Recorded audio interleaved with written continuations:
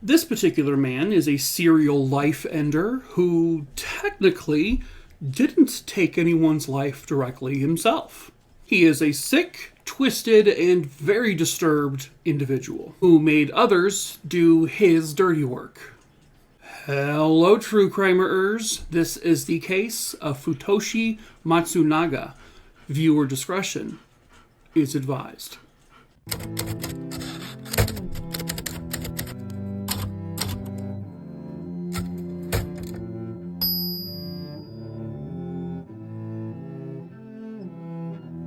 Futoshi Matsunaga was born on April 28th, 1961, and this was in Kyushu, Japan.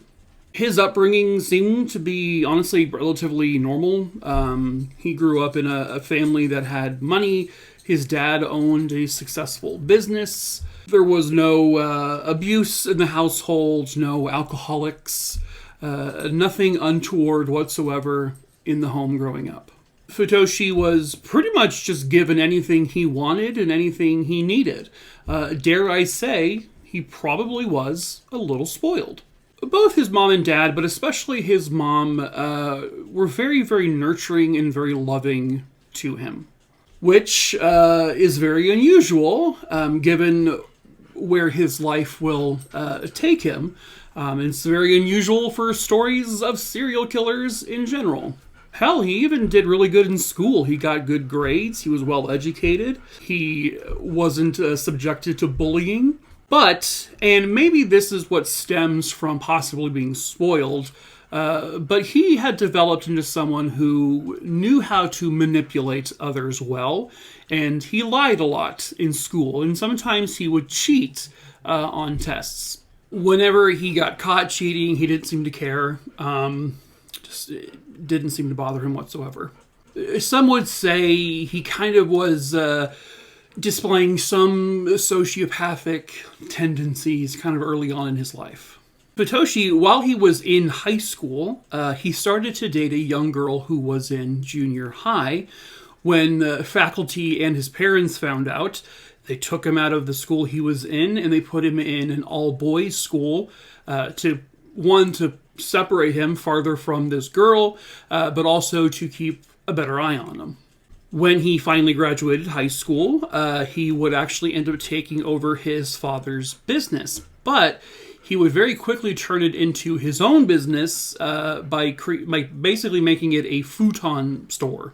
When he was just 19, he got married, and then the two of them would end up having a child together. Soon after the futon store was, up and running, Futoshi would use his high level of intelligence and his skills of manipulation to basically con and fraud customers.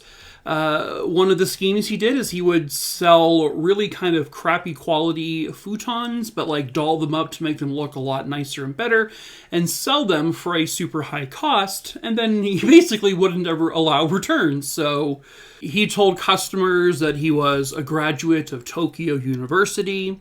He wasn't. He didn't even go to college. For what it's worth, he was just really, really good at using his personality, his intelligence, to convince people to do the things he wanted them to do. And he was able to get money out of people all the time, just with his charms and his personable behavior. While all of that's going on, he is having an affair, not with just a woman or two, with 10 women, at least. He's sleeping around with 10 other women while he's married. I can't even get one person. This guy has at least 11. But what was his motives with all of these women? Was it just so he could sleep around with them? Sure. But mainly, he would con them too. He would mainly sleep with married women so that he could easily blackmail them and basically coerce money out of these women. And it worked pretty much every time. One of these women that he was with was a high school crush of his named Junko Ogata. Junko was born on February 25th, 1962, and she grew up in also a very loving and nurturing home, just like Futoshi, but the difference is she grew up in a really, really strict household. So her parents were very, I guess you could say, controlling. While they were very loving and caring, they wanted the absolute best for her, and they wanted to make sure she focused solely on her education. So that's what she did. She went through all of her schooling, and she was never allowed to date anyone, so she didn't. After all of her schooling was done, she became a kindergarten teacher, something she absolutely loved. It was a dream for her. She was this super, soft-spoken, incredibly sweet teacher that everyone just loved. She was just polite and thankful for, her life and her job. But sadly, that behavior would pretty much end when she met Futoshi Matsunaga. They rekindled their friendship from high school, but they rekindled in 1980. Junko fell prey to his manipulation, his charms, and she fell hard. And she would end up dating him, even though she did know he was married. So she fell for him, and then she would end up introducing him to her parents. And they were just very happy that she had someone who was taking really good care of her. But was he, though? His charms were very short-lived. One time, Junko would tell him about an ex-boyfriend of hers. This set him off. This pissed him off. This made him angry and jealous. He would end up lashing out, first verbally, but then it became physical. He would physically abuse her.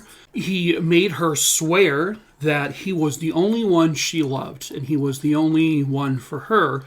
He took cigarettes, a lit cigarette, and burned his name onto her chest. And then he forced her to get a tattoo to prove that she loved him and only him. At some point, his actual wife catches on to this, but then he starts abusing her. So Junko is now at the house with them both, and he's basically physically abusing both of these women. Both of them are scared to leave him. Junko becomes pregnant, so now she feels she has no choice but to stay with him. It just becomes a hot mess. This would go on for years, and one day, Junko decided she just couldn't handle it anymore, and she tried to end her own life. But she failed. When Futoshi found out about this made him mad. So he took nude photos of her, and he threatened to show them to everyone, including her family, if she ever tried to do that again, or if she ever tried to leave him. Yeah, that'll definitely help her depression, for sure. He forces Junko to quit her kindergarten job, something she loved and was passionate about. And then he made her work at the futon store with him so he could basically keep a very watchful eye on her. In the store, Futoshi would take one of the back rooms and make it soundproof. Why would he do that? Well, because if his employees, or Junko, got out of line or disobeyed him, either himself or he would make Junko take these employees to the soundproof room and shock them, with electrical cords, and torture them. He would blackmail all of his employees. He manipulated all of them. He would make them participate in frauding all of the customers and, getting as much money out of these people as humanly possible. The employees would get paid very, very little, and he would take pretty much mostly all the money. Hell, sometimes customers would be blackmailed too. But eventually, something like this is going to catch on with police. The one person is going to say something. And so police found out, and Futoshi found out they were investigating him. So what he did in 1992 is he just closed the futon store permanently, and he, along with Junko and their child, they would flee and escape. And at this point, wife has managed to actually leave him and divorce him, and takes their children away from him. So he is now without all of them, which, thank goodness, she got away. But then he married Junko, and she would eventually get pregnant again. And this is after she's already endured years of physical abuse, mental abuse, being forced to torture people at their store. So, now married to her and now on the run from police, Futoshi and Junko would use fake names. And Futoshi would do this so that he could meet more women. And he would introduce Junko as his sister and their child as his nephew, so that basically Futoshi could be with these women and blackmail them, sleep with married women, the whole thing, kind of the process goes on. One of these women would end up leaving her husband. Futoshi convinced her to do this and go with him and live with him and his sister and nephew. And then this woman brought along her child. But then he started abusing her and the child. And then one day, sometime in 1994, the child would die suddenly and very suspiciously. But no charges were ever laid on anyone. And then, shortly after that, the woman, the boy's mother, she would end up allegedly taking her own life. Again, no one was investigated for her death. But Futoshi before her death, managed to get 12 million yen out of this person. Now, while all of this is going on, this is when Junko had attempted to take her own life, and he would later go on to tell her parents that she tried that, and he told them it's because she didn't love them anymore and she hated them. And then he would go back to Junko and say, well, I told your parents and they hate you now. They don't like you anymore. All of it lies, of course. At some point, he forces Junko's mother to go to a hotel with him, where he brings her into a room, locks the door, and he sexually assaults Junko's mother. He then tells Junko, hey, I'm sleeping with your mom now. Good Lord, this man. He got a thrill out of dividing Junko and her family, just like completely driving a wedge between all of them. Also in 1994, Futoshi meets a real estate agent named Kumio, and also Kumio's young daughter. He would put on his little charms and his manipulation hat, and he managed to get this real estate agent to move into the apartment with him and Junko, and then he blackmailed him and extorted him for a bunch of money, and that worked. Once Kumio and his daughter moved in, that's when the torture began. Futoshi and Junko would both shock Kumio with electrical wires. They would deprive both of them, including his daughter, from eating and drinking, just the absolute bare minimum. He would force them both to live in only one certain little section of the apartment, and if they left that section, they would be tortured more, and they would be given less food. Somehow, they managed to still get the little girl to go to school every day, and when she was at school, her father, Kumio, was forced to stand up in the closed bathroom, and he was not allowed to sit down or anything. Whenever Kumio would get scabs on his body, Futoshi would force him to pick the scabs off and eat them. He would make Kumio and his daughter eat their own feces if they went to the bathroom more than once a day. He also forced them to drink their own urine.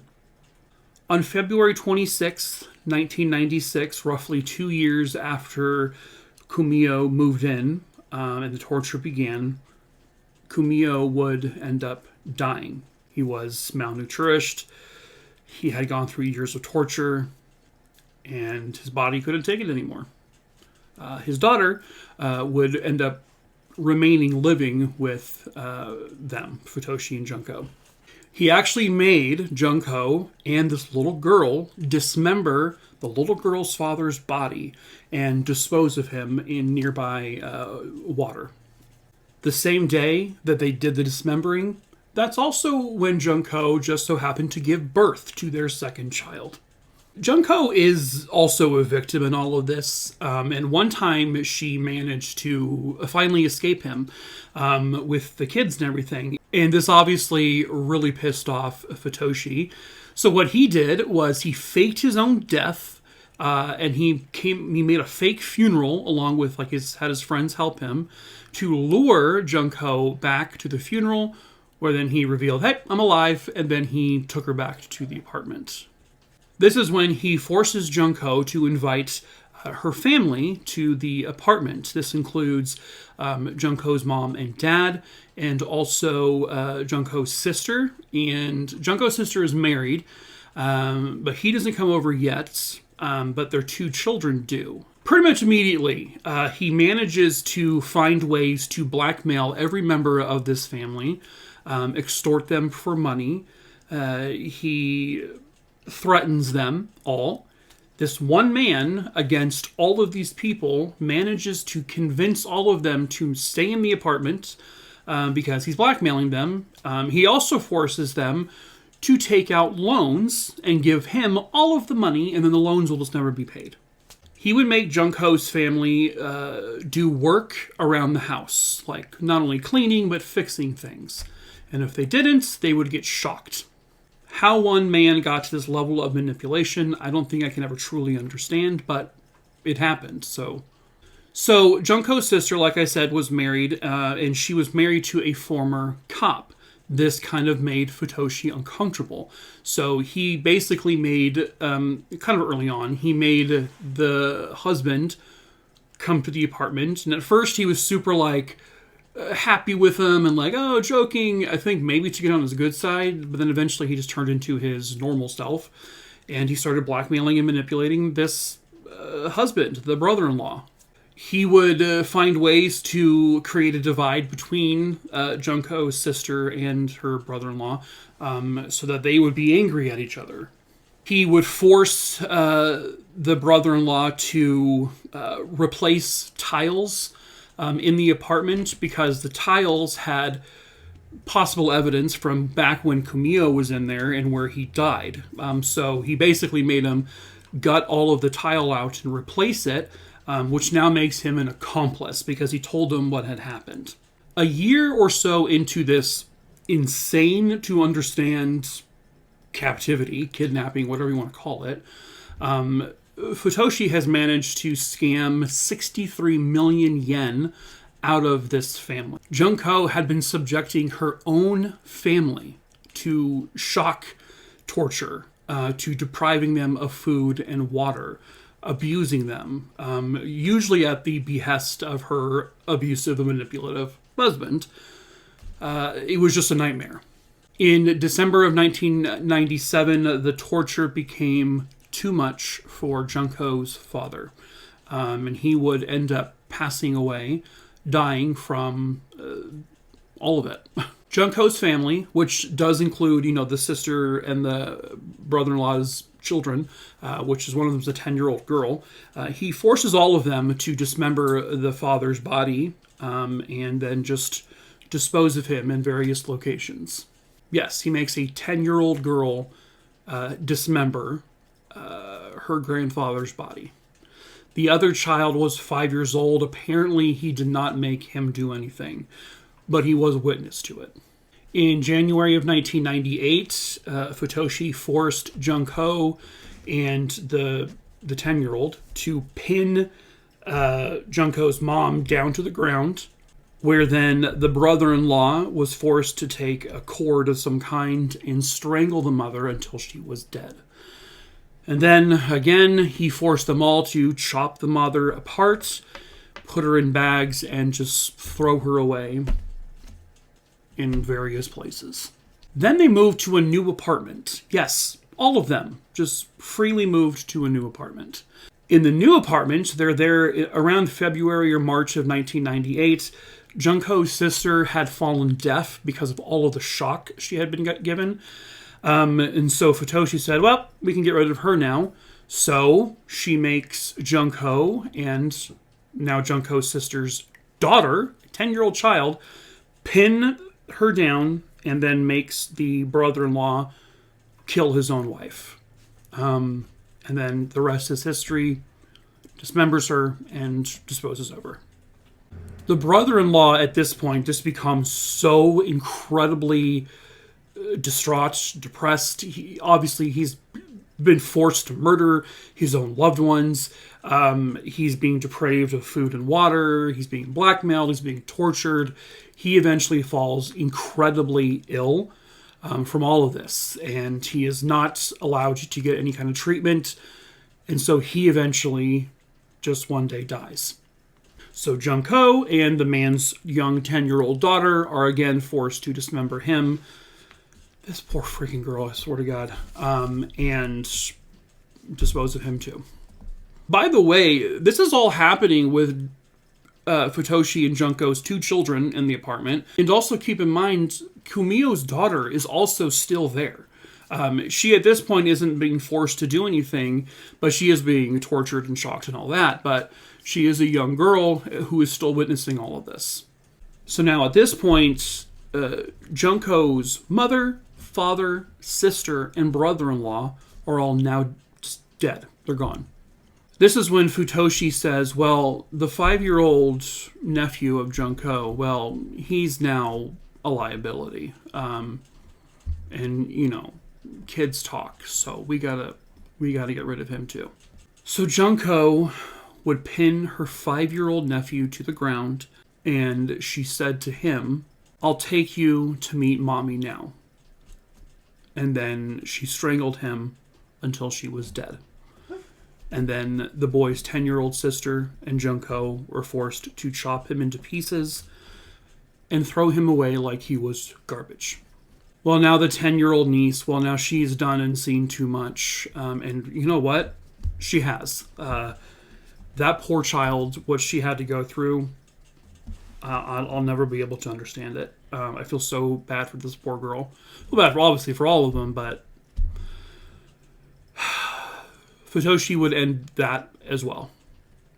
Basically, he made Junko, and now this is when Kumio's daughter becomes involved again. He forces both of them to strangle the 10-year-old girl, which they do, and they kill her next. And then they dismember and dispose. So now, the 6 members of Junko's family are all now gone forever. I guess now Futoshi was just bored, and you know what? He wanted more money, so he would just meet another woman out there. And he manages to convince her to be his girlfriend, and somehow, again, I guess through the blackmail and the manipulation that he does, let's face it, so well, apparently, he actually gets her to surrender her twin children to his care. And then he makes her do sex work for money, and she is to give him all of the money. So she would end up giving him her earnings, which would be about 25 million yen. Now, years go by. The twins are still living in this apartment while the mother is out doing sex work. Also, there is Junko and Futoshi's 2 children. And at this point, Kumio's daughter is now a teenager, and she finds a way to escape, and she flees to her grandparents' home. But pretty much right as she gets there, what she doesn't know is that Futoshi, one of the women he is dating and blackmailing, is Kumio's sister, Kumio's daughter's aunt. So he finds out pretty much immediately, and he goes and he takes her back. And somehow no one stops him. But before she does go away with him, she did manage to write out a note, and she left it at her grandparents' home. When he gets the girl back to his apartment, he then subjects her to torture. He shocks her. And then, I hate this, he takes her fingernails and he peels them off with pliers. Oof, that's a whole new level of hell. But before he or Junko could kill the girl, on March 7th, 2002, thanks to the note that Kumio's daughter had left with her grandparents, police go knocking on their door, and when they go inside, they find a whole bunch of, just illegal, pornography, including, crudely taken photos of women in the apartment with, things shoved inside of them. But there's no evidence of any violence, and there's no evidence of any murders taking place because every single person had been disposed of, and also the apartment was thoroughly cleaned. So, all of the children in the apartment are put into protective custody. But because they don't have any physical evidence, they do have to rely on witness statements because this teenager is claiming that these people have been torturing and killing people for years.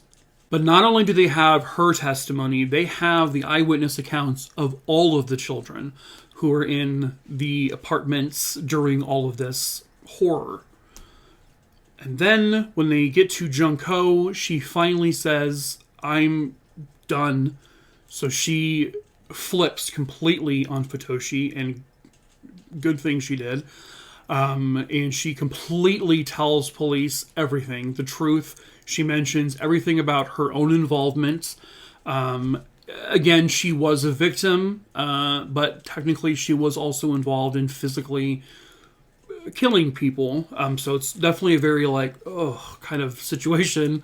Neighbors would tell police that over the years, they heard a bunch of loud noises, but nothing too crazy concerning. They did also notice a lot of times the heavy smell of bleach, and what they can only describe as the smell occasionally of decay coming out of the apartment. But apparently no one called anyone about this. Obviously. The prosecution had to rely pretty much solely on the testimony of all of these people, but it would be enough. So Futoshi and Junko were charged with 6 counts of murder apiece. They were not charged with the death of Kumio. I'm not 100% sure why, but I guess something along the lines of his death wasn't caused physically by any physical actions, just from being deprived, which he was deprived because of them, but whatever. They were charged with 6 other counts of murder, so there was plenty of charges, plus a whole bunch of other things like kidnapping and all that stuff. They were both found guilty of all charges, and both of them, even Junko, was sentenced to death by hanging.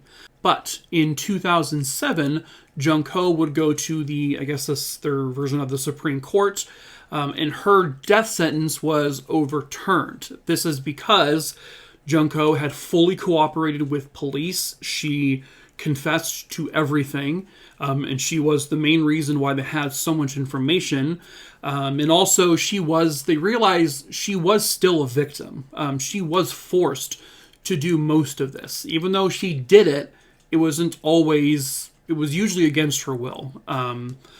But because she was still responsible for, technically, several deaths, she was resentenced to life in prison without parole.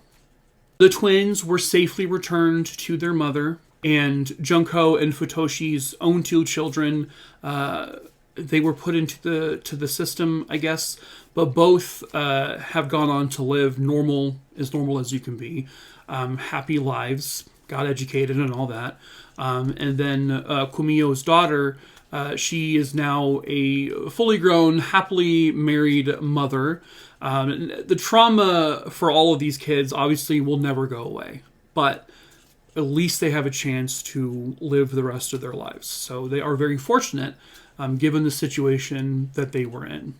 This one person, this one man, was able...